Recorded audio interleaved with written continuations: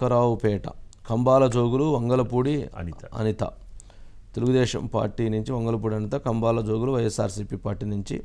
ఇక్కడ ఇప్పుడున్నటువంటి సమీకరణాల ప్రకారంగా చూసుకున్నప్పటికీ కూడా ఇక్కడ వంగలపూడి అనిత కంబాల జోగుల మీద గెలిచేటువంటి అవకాశం స్పష్టంగా కనపడుతుంది.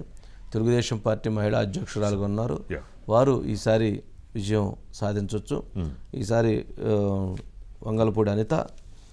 పైకరాపేటలో క్యాండిడేట్ ఎవరు లేరు అనుకుంటా అండి, అందువల్ల ఈ కంబాల జోగులు రాజ్యం నుంచి తీసుకొచ్చి ఇక్కడ ఏదన్నా కానీ గతంలో ఇక్కడ గొల్లబాబురావు గారు వైఎస్ఆర్ కాంగ్రెస్ పార్టీ నుంచి గతంలో పోటీ చేసి గెలుపొందారు.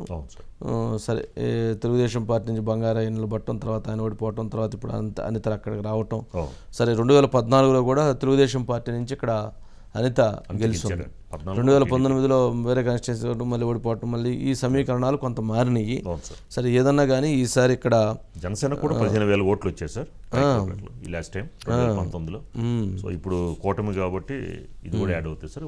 వంగలపూడి అనితకి ఈసారి విజయం. కాకూరు నోగరాజు కావచ్చు, చెంగల వెంకట్రావు కావచ్చు, వీళ్ళందరూ తెలుగుదేశం పార్టీ నుంచి ఇక్కడ అత్యధిక సార్లు విజయం సాధించున్నారు. పాయకరావుపేటలో వంగలపూడి అనిత ఛాన్సెస్. నెక్స్ట్ నర్సీపట్నం